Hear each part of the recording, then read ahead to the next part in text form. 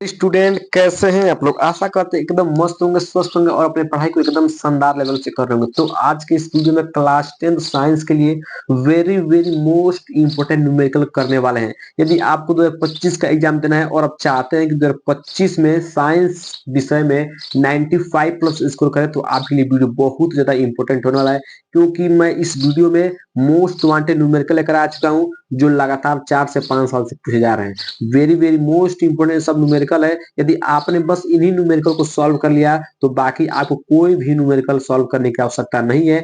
आप कम समय में भी अच्छा स्कोर कर सकते हैं। तो चलिए बिना देरी किए हुए इस वीडियो को स्टार्ट करते हैं और देखिए तो न्यूमेरिकल एकदम ध्यान समझिएगा। यदि आपको न्यूमेरिकल थोड़ा सा भी नहीं आता है तो आपको इस वीडियो में न्यूमेरिकल पूरा मैं सिखा दूंगा 100% बाबू। बस मात्र आप वीडियो को 20 मिनट तक देख लेंगे ना तो यहाँ से आपका कम से कम 10 नंबर 15 नंबर पक्का हो जाएगा इस न्यूमेरिकल से। ठीक है। यदि आप हमारे चैनल पहली बार आए हो तो चैनल को सब्सक्राइब कीजिएगा, वीडियो को लाइक और एक प्यारा सा कमेंट जरूर कीजिएगा।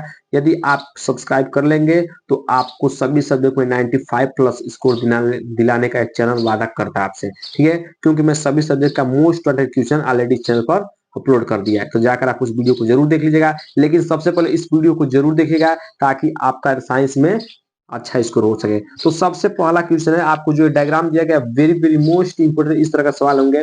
अब 2024 का पेपर उठा देख लीजिएगा पिछले साल का, उसमें इस तरह का सवाल हर एक सेट में पूछा गया है। ठीक है, तो चलिए इस तरह के प्रश्न को कैसे सॉल्व करना मैं आपको बता देता हूँ। ठीक है, कह रहा है कि जो परिपथ में कुल प्रतिरोध, मतलब जो परिपथ दिया गया है इसमें कुल प्रतिरोध की गणना करना है, फिर परिपथ में प्रवाहित धारा गणना करना है, मतलब इस परिपथ में कितनी धारा प्रवाहित हुई उसको गणना करना है। तो दो क्वेश्चन दिया है और आपके एग्जाम में 6 नंबर का क्वेश्चन आएगा। ठीक है, तो सबसे पहले कुल प्रतिरोध की गणना करेंगे। ठीक है, तो आपने प्रतिरोधों का संयोजन पढ़ा होगा। ठीक है, प्रतिरोधों से कितने तरह का होता है? दो तरह का, एक श्रेणी क्रम संयोजन, एक समांतर क्रम संयोजन। ठीक है, तो ध्यान समझिएगा इस तरह का न्यूमेरिकल कैसे सॉल्व करना है बाबू। मान लीजिए आपका क्या है, एक बैटरी है, बैटरी यही है। ठीक है, बैटरी से धारा निकलेगी, प्लस सिरा से जाएगी। ठीक है, प्लस सिरा से इस तरह जाती रहेगी तो इसमें प्रयोग करेगी कहाँ पर, यहाँ तो जाएगी। तो क्या देखिए जब धारा यहाँ जाएगी तो ये दो भागों में बढ़ जाएगी। क्या हो जाएगी? दो भागों में बढ़ जाएगी, एक इधर कुछ धारा जाएगी और कुछ धारा इधर चली आएगी। ठीक है, तो जब धाराएं बट जाती है, ठीक है, जब धाराएं जिन मार्गों में बट जाती है उसको हम समांतर क्रम में जोड़ते हैं। तो जब धारा यहाँ से आएगी तो दो भागों में बढ़ जाएगी। ठीक है, दो भागों में बढ़ जाएगी तो इसका मतलब ये दोनों किस क्रम में? आपके समांतर क्रम में। ठीक है, ध्यान समझिएगा, जब धारा का मान बट जाएगा तो परिपथ किस में होगा? वो जो प्रतिरोध होंगे वो समांतर क्रम में होंगे। यदि धारा नहीं बटेंगी तो श्रेणी क्रम में होंगे। ठीक है, तो यहाँ पर धारा बढ़ जा रही है तो आप इन दोनों किस क्रम में जोड़ दिए? समांतर क्रम में जोड़ दिए। तो यहाँ लिखना पड़ेगा हल। एग्जाम में कैसे लिखो ध्यान समझिएगा, कैसे लिखना है वो मैं समझाता हूँ। ठीक है, सबसे पहले लिखना है हल। ठीक है, लिखिएगा, यहाँ पर लिखना है आपको कि 10 ओम व 40 ओम, 10 ओम व 40 ओम को समांतर क्रम में जोड़ने पर, किस क्रम में जोड़ने पर? समांतर क्रम में, समांतर क्रम में जोड़ने पर। ठीक है, जोड़ने पर। ठीक है, समांतर क्रम का सूत्र क्या होता है? 1/r इक्वल टू होता है 1/r1 प्लस 1/r2 आपका सूत्र होता है। तो बस आप मान रखिए 1/r इक्वल क्या जाएगा? 1/r1, r1 का मान क्या है? 10 ओम है तो 10 ओम रखिए, प्लस 1/r2, r2 मान क्या है? 40 ओम, तो 40 ओम रखिए। अब यहाँ पर इसको सॉल्व कर लीजिए। ये भिन्न का सवाल आपका हो गया। तो इसका एलसीएम कितना आएगा? इसका एलसीएम आएगा 40, इसका एलसीएम आएगा 40। जब 10 चौक 40, 4 एक 4। ठीक है, ये हो जाएगा आपका 1। ठीक है, इस तरह आप सॉल्व कर लेंगे। फिर 1/r इक्वल क्या हो जाएगा? 4 1 5/40। जब काट देंगे कट जाएगा 8 बार में। ठीक है, तो यहाँ से r का मान क्या निकलेगा? 1/r का मान नहीं चाहिए आपको, r का मान चाहिए। ठीक है, तो r इक्वल हो जाएगा 8 ओम। ठीक है, मतलब 8 ओम आ गया। इसका मतलब आपने इन दोनों प्रतिरोधों को समांतर क्रम में जोड़ा तो आपको क्या मिला? 8 ओम मिला। मतलब इन दोनों का जब जोड़े तो एक प्रतिरोध बन जाएगा। कितना प्रतिरोध बन जाएगा? एक प्रतिरोध। कैसे? ध्यान समझिएगा, इस तरह का एक प्रतिरोध क्या हो गया? बन गया। ठीक है, जब इन दोनों को जोड़ेंगे आप तो एक प्रतिरोध बन जाएगा। तो इसका मान कितना है? 8 ओम है। ठीक है, फिर मान लीजिए इसके जगह पर इतना मान लीजिए। ठीक है, अब क्या कीजिए, अब इससे मान लीजिए जुड़ा है, इससे जुड़ा है ना, तो आप यहाँ से जुड़ा है। ठीक, अब देखिए जब इसमें से धारा जब यहाँ जाएगी तो धारा फिर क्या होगी? तीन भागों में बढ़ जाएगी। एक धारा इधर जाएगी, फिर कुछ धारा इधर जाएगी और कुछ धारा इधर चल जाएगी। ठीक है, तो धारा कितने मार्गों में बढ़ गया आपका? 3 मार्गों में बढ़ गया है। ठीक है, मतलब कहाँ का बटा? 30 ओम में कुछ धारा जाएगी, कुछ 20 ओम में जाएगी और कुछ 60 ओम में जाएगी। तो मैंने अभी बताया है कि जब धारा जिन रास्तों में बढ़ जाती है, मतलब जिन रास्तों में बढ़ जाती है वो किस क्रम में होते हैं? समांतर क्रम में होते हैं। तो फिर देखिए धारा जब यहाँ से जाएगी तो 3 भागों बट गया। तीनों किस क्रम में जोड़ेंगे आप लोग? समांतर क्रम में फिर से जोड़ेंगे। ठीक है, तो जब समांतर क्रम में इसको जोड़ेंगे तो फिर आपको एक तुल्य प्रतिरोध प्राप्त होगा 1। ठीक, मतलब कोई भी एक तुल्य प्रतिरोध प्राप्त होगा। तो पहले सबसे पहले इसको देखिए, इन तीनों क्या करिए आप समांतर क्रम में जोड़िए। लिखिएगा 30 ओम कामा 20 ओम व 60 ओम को 60 ओम को समांतर क्रम में जोड़ने पर, समांतर क्रम में जोड़ने पर ऐसे लिखिए, समांतर क्रम में जोड़ने पर फिर वही सूत्र लगाइए 1/r equal to 1/r1 plus 1/r2 plus 1/r3। ठीक है, 1/r3 हो गया। अब बस अब मान रखिए 1/r1 का मान है 30 प्लस R2 का मान कितना है 20 और R3 का मान कितना है 60। ठीक है, तो जब इसका एलसीएम लेंगे कितना आएगा? एलसीएम इसका आएगा 60। कितना एलसीएम आएगा? एलसीएम इसका आ जाएगा 60। अब 30 दूना 60 है, 2 कन 2, 20 3 60, 3 कन 3 और 60 कन 60, 1 कन 1। ठीक है ना, भिन्न का सवाल किए हैं। ठीक है, 1/r हो जाएगा 3 2 5 1 6, 6/60। ठीक है, अब काट दीजिए 6 कन 6, 6 दैया 60, तो 1/r कितना आ गया? 1/10 और यहाँ से r का मान क्या हो जाएगा? 10 ओम। ठीक है, 10 ओम आ गया। इसका मतलब जब आप इन तीनों प्रतिरोधों को जोड़ेंगे कितना ओम मिलेगा? 10 ओम मिलेगा। ठीक है, तो मान लीजिए इन दोनों जोड़ेंगे तो 8 ओम मिला है, और जब इन तीनों जोड़ेंगे तो तीनों जोड़ क्या बनाएंगे? एक कोई प्रतिरोध बनाएंगे जिसका मान कितना आ गया है? इसका मान आ गया आपको 10 ओम आ गया। ठीक है, अब देखिए ध्यान समझिएगा, इन दोनों को जोड़े तो आपको 8 मिल गया, इन तीनों जोड़े तो आपको 10 ओम मिल गया। ठीक है, और फिर देखिए जब धारा इसमें जाएगी तो धारा जब यहाँ से यहाँ जाएगी तो जो धारा इसमें जाएगी वही धारा इसमें जाएगी, क्योंकि धारा बट नहीं रहा है। ठीक है, जो धारा इसमें होकर जाएगी वही धारा इसमें आएगी। तो इन दोनों किस क्रम हो गए? आपके श्रेणी क्रम में हो गए। जब आप इन दोनों को श्रेणी क्रम में जोड़ देंगे तो आपका तुल्य प्रतिरोध निकल जाएगा। आप लिखिएगा R1/R इक्विवेलेंट। ठीक है, देखिए श्रेणी क्रम है ना, तो श्रेणी का सूत्र क्या होता है? 1 R इक्विवेलेंट। ठीक ना, R इक्विवेलेंट तुल्य प्रतिरोध। ठीक है, क्योंकि अब दोनों श्रेणी क्रम हो गए, दोनों श्रेणी क्रम जोड़ेंगे तो क्या होता है? 1/R1 plus 1/R2। तो R इक्विवेलेंट कितना हो जाएगा? R1 का मान कितना है? 8 ओम और R2 का मान है 10 ओम, तो हो जाएगा 18 ओम। ठीक है, इस तरह आपका पहला का मान निकल गया, किसका? तुल्य प्रतिरोध निकल गया आपका। आशा करते हैं कि तुल्य प्रतिरोध कैसे निकाला आपको समझ में आ गया होगा। यदि आपको नहीं समझ में आएगा तो एक बार और वीडियो को फिर देख लीजिएगा, समझ में आ जाएगा। इंपॉर्टेंट क्वेश्चन है, वेरी वेरी मोस्ट क्वेश्चन है 2024-2023 में पूछा गया। ठीक है, फिर आपसे दूसरा पूछा है परिपथ में प्रवाहित धारा। क्या पूछा है? धारा। तो आपने सूत्र पढ़ा होगा ओम का नियम, V = IR। V = IR। आप इसमें I का मान ज्ञात करना है, तो सूत्र हो जाएगा V, ये R नीचे आ जाएगा, ये हो जाएगा I। ये वाला सूत्र आपको लगाना है। ठीक है, V का मान कितना दिया? वो प्रश्न में दिया 12 वोल्ट, तो लिखिए 12 वोल्ट। ठीक है, और R का मान कितना आपने निकाला? 18, तो जगह 12/18 हो जाएगा = I। ठीक है, आप काट दीजिए 6 दूना 12 छत्री 18, छत्री 18। अब 3 में जब 2 से भाग देंगे तो कितना आएगा आपका? 0.67। कितना आएगा? 0.67 एम्पियर। ठीक है, ये आपका क्या होगा? धारा का मान हो गया, और आपको यही निकालना था। ठीक है, आपको पहला तुल्य प्रतिरोध निकालना था तो आ गया 18 ओम, आपको प्रवाहित धारा निकालना था तो आपको आ गया 0.67 एम्पियर। ठीक है, इस तरह ये वाला क्वेश्चन एकदम आसानी से सॉल्व कर दिया है। आशा करते हैं कि ये वाला क्लियर क्वेश्चन क्लियर हो गया। समझ में नहीं आ रहा था एक बार और वीडियो को जरूर देखिए, क्योंकि इस तरह क्वेश्चन आपके एग्जाम में 100% 2025 में इस तरह का सवाल आएंगे ही आएंगे। ठीक है, अब हम लोग बढ़ते हैं इसके दूसरे वाले न्यूमेरिकल क्वेश्चन पर। अब आप लोग दूसरा न्यूमेरिकल क्वेश्चन देखिएगा। दूसरा question very very most important numerical question है, आपका एनसीईआरटी का भी न्यूमेरिकल है। ठीक है, तो कह रहा है ध्यान से इस न्यूमेरिकल को कि एक मोटरसाइकिल में पीछे का दृश्य देखने के लिए 5 मीटर की वक्रता त्रिज्या वाला उत्तर दर्पण लगा है।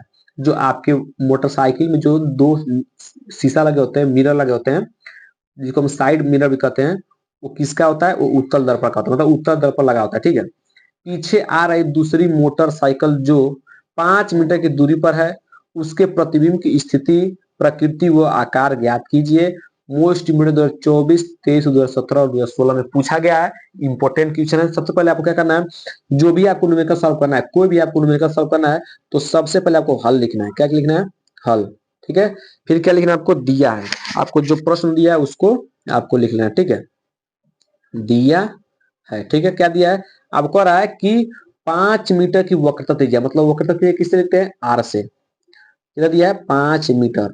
सर प्लस में होगा कि माइनस में होगा? बिल्कुल प्लस में होगा, क्योंकि क्या आपका उत्तल दर्पण है। उत्तल दर्पण वक्रता क्या होता है? प्लस होता है। जब आपको वक्रता त्रिज्या दिया है तो आप इसका निकाल सकते हैं, फोकस दूरी निकाल सकते हैं, क्योंकि एक सूत्र होता है F equal to R by to.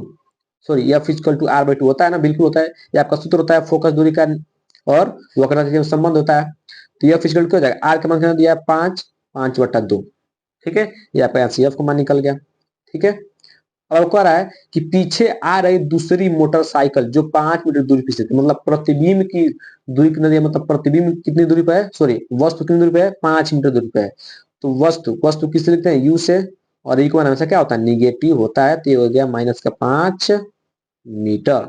अब से पूछा है प्रतिबिंब की स्थिति, मतलब आपको भी का मान पूछा है और प्रतिबिंब का आकार पूछा, मतलब आई का मान भी पूछा है आपसे। मतलब आपसे इतना चीज पूछा है, यदि आपने इतना लिख दिया तो आपको यहाँ से 1 नंबर मिल जाएगा, क्योंकि जो कॉपी चेक होती है वो स्टेप वाइज चेक होती है, तो टेंशन नहीं लेना। ठीक है, अब हम लोग चलते हैं, इसको सॉल्व करते हैं। सबसे पहले क्या करेंगे? दर्पण सूत्र लगाएंगे। क्या लगाएंगे? लिखिएगा यहाँ पर, दर्पण सूत्र से। दर्पण सूत्र क्या होता है आपका? दर्पण सूत्र क्या होता है? 1/f इक्वल टू क्या होता है? 1/f equal to 1/v plus 1/u। 1/f, F का मान कितना दिया है आपको? 5/2। ठीक है, इक्वल टू क्या हो जाएगा? ध्यान समझिएगा, 1/v का मान ज्ञात करना है। देखिए यहाँ प्लस है और u का मान क्या है? -5। प्लस और माइनस क्या हो जाएगा? माइनस हो जाएगा 1/5।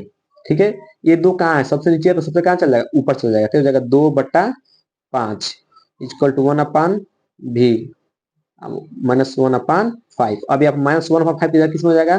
प्लस का 1/5, तो 2/5 प्लस के 1/5 इक्वल टू 1/v। अब यहाँ से क्या कीजिए? यहाँ बस सॉल्व करते रहिए। ये हो जाएगा 2 1 3, 3 बट्टा क्या हो जाएगा? 5 1/v। यहाँ से v का मान कितना जाएगा? वो यहाँ से v का मान आ जाएगा 5/3। ठीक, कितना आ गया? 5/3 आ गया ना? बिल्कुल आ गया। अब देखिए आपको पहला तो मान मिल गया, भी का मान पूछा था, भी का मान आपको मिल गया 5/3। अब आपसे आई का मान पूछा है। किसका मान पूछा है? आई का मान, मतलब प्रतिबिंब क्या पूछा है? लंबाई पूछा है। ठीक ना? ठीक है, अब आपको एक सूत्र पढ़े हुए आवर्धन का, आवर्धन सूत्र पढ़े हुए। आवर्धन का सूत्र क्या होता है? आवर्धन सूत्र होता है एम इक्वल टू -v/u, और एक और सूत्र होता है इक्वल टू I/O। I/O एक सूत्र होता है आवर्धन का। ठीक है, अब आपको ध्यान से ये तीनों आपस में बराबर है, तो इन दोनों को बराबर रख सकते हैं, तो जगह -v/u इक्वल टू I/O। ठीक है, समझ रहे हैं ना?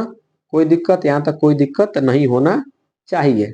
ठीक है, ठीक है, ये वाला सूत्र लगाना है आपको, किसी आइए के मान दिया। ठीक है, प्रश्न पूछा है आकार। ठीक है, आकार पूछा है कि आवर्धन पूछा है। ठीक है, यहाँ पर आप लोग आवर्धन लिखिएगा। क्या लिखिएगा? आवर्धन करना है। क्या करना है?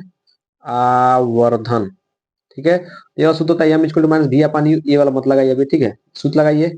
एम इक्वल टू क्या लगाना है? ध्यान समझिएगा, एम इक्वल टू -v/u, आवर्धन ज्ञात करना है।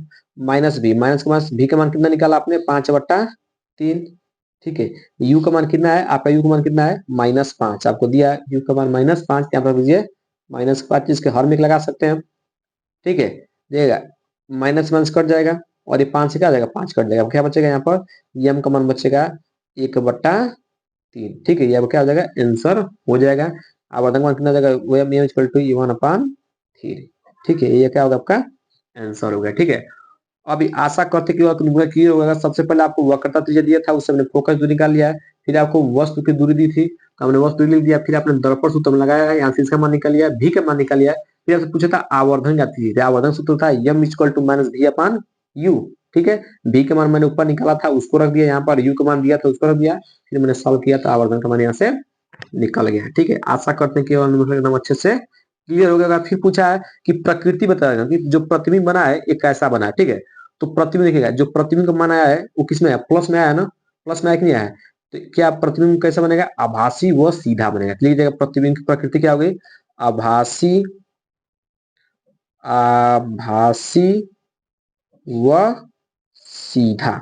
ठीक है, प्रकृति हेड लगाइएगा, प्रकृति, प्रकृति कुछ ना, प्रकृति हेड लगाइएगा, उसमें लीजिएगा आभासी व सीधा। ठीक है, आभासी व सीधा क्यों बोलेंगे? क्योंकि भी का मान क्या है? यहाँ भी का मान प्लस आया है, किसी क्या लिखा है? आभासी व सीधा। यदि भी का मान निगेटिव आया था तो वास्तविक व उल्टा लिखते हैं। ठीक है, तो आशा करते हैं कि न्यूमेरिकल क्लियर होगा। अब हम लोग बढ़ते हैं अगले न्यूमेरिकल पर।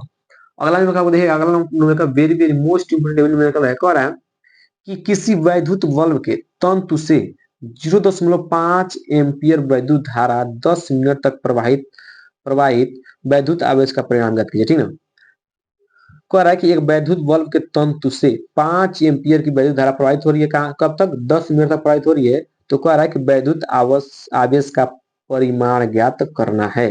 तो देखिएगा, सबसे पहले आपको क्या करना है, सबसे पहले आपको लिखना है दिया है, जो दिया उसको आपको सबसे पहले लिख लीजिए। क्या लिखना है? दिया है। ठीक है, क्या दिया है उसको लिखिए, लिखिएगा हल। क्या लिखिएगा? हल।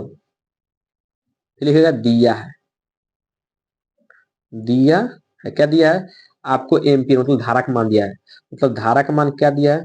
धारा किसे लिखते हैं? आई से। तो आई का मान कितना दिया आपका? 0.5 एम्पियर दिया है। फिर समय, समय का मान, समय किसे लिखते हैं? टी से लिखते हैं। टी का मान दिया कितना आपका? 10 मिनट। कितना दिया है? 10 मिनट। ठीक है, मिनट। ठीक है, फिर आपसे किसका मान पूछा है? आवेश। आवेश का मान, आवेश को किसे लिखते हैं? क्यू से। क्यू का मान पूछा है आपका। ठीक है, तो एक सूत्र आपने पढ़ा होगा आवेश, इन तीनों में क्या संबंध होता है बताइए, क्या होता है? एक आपने सूत्र पढ़ा होगा, Q equal to I T. सूत्र होता है Q equal to I T, सूत्र होता है ना। तो ये Q का मान ज्ञात करना है, I का मान आपको दिया ही है। ठीक है, और समय का मान आपको दिया ही है। ठीक है, तो सबसे पहले जो मिनट दिया है इसको किस में बदल लीजिए? सेकंड में बदल लीजिए, क्योंकि यहाँ पर जो Q आवेश का मात्रक होता है एम्पियर प्रति सेकंड होता है, एम्पियर इंटू सेकंड होता है। ठीक ना, तो इसको मिनट में दिए, किस में बदल लीजिए? सेकंड में बदल लीजिए। तो 1 मिनट में कितना सेकंड होता है? 60 सेकंड। तो 10 मिनट में कितना सेकंड हो जाएगा? 10 इंटू 60, तो कितना हो जाएगा? 600 सेकंड हो जाएगा। ठीक है, अब बस आप यहाँ मान रख दीजिए, क्यू इक्वल क्या हो जाएगा? आई, आई का मान कितना दिया है? 0.5 एम्पियर। टी का मान कितना है? 600। ठीक है, जो सॉल्व कर लीजिए, तो जब जब यहाँ से 10 में हटाएंगे तो आ जाएगा नीचे 10 हो जाएगा और 600 हो जाएगा। ठीक ना, काट देंगे कितना कट जाएगा? 60 बार में कट जाएगा। ठीक है, और यहाँ पे जब गुणा करेंगे तो 12 5 6 के 30 कितना आ जाएगा? 300 एम 300 कुलाम। कितना आ जाएगा? कुलाम, क्योंकि आवेश का मात्रा क्या होता है? कुलाम। यह क्या हो जाएगा? आंसर हो जाएगा। ध्यान से, कुछ मैंने नहीं किया है, आपको धारा का मान इसमें दिया ही था। ठीक है, समय का मान दिया था, समय को मैंने मिनट में दिया था, उसको किसमें बदलना है? सेकंड में। जो भी इस तरह का न्यूमेरिकल आएगा, तो जो भी मिनट में दिया होगा उसको किसमें बदलना है? सेकंड में बदलना है। तो 1 मिनट में 60 सेकंड, 2 मिनट में 120 सेकंड, तो 10 सेकंड, 10 मिनट में कितना? तो 10 इंटू इतना, मैंने गुणा कर दिया, 60 से 600 सेकंड आ गया है। फिर मैंने सूत्र रखा Q equal to I T. I का मान यहाँ पर दिया 0.5 और टी का मान दिया 600। इसको मैंने सॉल्व किया, सॉल्व करना आपको आता होगा यहाँ से, तो आपका आ गया आंसर कितना? 300 कूलम। ठीक है, 2023 और 2016 में पूछा गया प्रश्न, मोस्ट इंपोर्टेंट वाला प्रश्न था। ठीक है, अब हम लोग बढ़ते हैं एक आखिरी नंबर पर। आखिरी नंबर क्या है? कह रहा है कि 500 वाट, क्या कह रहा है कि 500 वाट का एक रेफ्रिजरेटर है जो 12 घंटे प्रतिदिन उपयोग में लाया जाता है। रेफ्रिजरेटर द्वारा 30 दिन तक कितने किलो वाट घंटा ऊर्जा का प्रयोग किया जाएगा? 2024, 2014, 2013, 2011 में प्रश्न पूछा गया, मोस्ट इंपोर्टेंट वाला न्यूमेरिकल है। 2024 से कई सेट में इस तरह का क्वेश्चन आया है। तो सबसे पहले हल करने का, कोई भी न्यूमेरिकल को सॉल्व करने का तरीका क्या होता है मैंने अभी बता दिया है। कोई भी न्यूमेरिकल दिया उसको हल करने का तरीका होता है, क्या होता है? ध्यान समझिएगा। सबसे पहले लिखना है हल। क्या लिखना है? हल। फिर क्या लिखना है? दिया है। क्या किया है? दिया है। क्या दिया है आपको? वाट। वाट मतलब वाट का मान दिया है, मतलब पी का मान दिया है, मतलब वाट इक्वल कितना दिया है? 500 दिया है। ठीक है, और कह रहा है कि 12 घंटे, मतलब घंटा कितना दिया है? घंटा का मान कितना दिया है? मतलब समय कितना दिया है? 12। ठीक है, कितना दिन? एक दिन उपयोग लाता है रेफ्रिजरेटर द्वारा 30 दिन। दिनों कितना दिया है? दिन कितना दिया है? 12 दिया है ना, सॉरी 30 दिया। कितना दिया है? 30 दिया है। अब उसे क्या पूछ रहा है? किलोवाट घंटा ऊर्जा का उपयोग करना है, वो बताना कितने किलोवाट घंटा का आपने उपयोग किया। ठीक है, तो सूत्र होता है किलोवाट घंटा। ठीक है, किलोवाट घंटा जो क्या होता है, इसको लिखते हैं यूनिट, लिखते हैं इसको तो यूनिट पूछ जाए यूनिट, तो इसको इसे लेते हैं। ठीक ना, होता है सूत्र होता है वाट गुणे घंटा गुणे दिन। वाट गुणे घंटा गुणे दिन बराबर क्या होता है? 1000 होता है। ठीक है, कि ऊर्जा का मतलब ना कितनी किलोवाट ऊर्जा का प्रयोग हुआ है, तो यहाँ पे ऊर्जा लिखिए चाहे यूनिट लिखिए, कोई भी लिख सकते हैं। ठीक ना, ऊर्जा। ठीक है, अब देखिए वाट का मान कितना दिया है? 500 वाट दिया है। घंटा कितना दिया है? 12 घंटा दिया है। ठीक है, समय दिया ना 12 घंटा, और दिन कितना दिया? 30 दिन। बटा क्या करना है आपको? 1000 कर देना, ठीक है। एक जीरो से जीरो कट गया, ये वाला दो जीरो से ये दो जीरो कट गया, क्या बच्चा 12 पच्चे 60 किलोवाट घंटा क्या हुआ प्रयोग में आया, मतलब खर्च हुआ, ठीक है। कितना 60 किलोवाट घंटा, ठीक है। इस तरह आपने इस को सॉल्व कर लिया। कैसे किया ध्यान समझिएगा। आपको एक रेफ्रिजरेटर है जो 500 वाट का है, 12 घंटे प्रतिदिन उपयोग में लाया जाता है। कितने घंटे लाया जाता है? 12 घंटे प्रतिदिन उपयोग में लाया जाता है। कह रहा है कि 30 दिन तक अगर इसको यूज किया जाए तो कितने किलोवाट घंटा ऊर्जा का उपयोग होगा। यहाँ पर किलोवाट घंटा का मतलब यूनिट लिखते हैं, ध्यान समझिएगा। जो आपके घरों में जो ऊर्जा खपत होती है किसमें, तो यूनिट होती है या किलोवाट घंटा में होती है, ठीक है। तो किलोवाट घंटा ऊर्जा का प्रयोग किया जाता है। तो मैंने सूत्र लिखा है ऊर्जा इक्वल टू या यूनिट लिखे, ठीक है। ऊर्जा इक्वल क्या होता है? वाट गुणे घंटा गुणे दिन, यहाँ पर गुणे रहेगा, ठीक है। गुणे दिन बटा 1000, वाट का मान रखा, घंटा का मान रखा, दिन का मान रखा, फिर सॉल्व किया, आपको कितना आ गया 60 किलोवाट घंटा यहाँ से आ गया। आशा करते हैं कि ये वाला आपको सभी न्यूमेरिकल एकदम क्लियर हुए होंगे। यदि वीडियो अच्छा लगा तो वीडियो को लाइक कीजिएगा। यदि इसी तरह आपको और न्यूमेरिकल चाहिए तो आपको कमेंट बॉक्स में जरूर बताएं।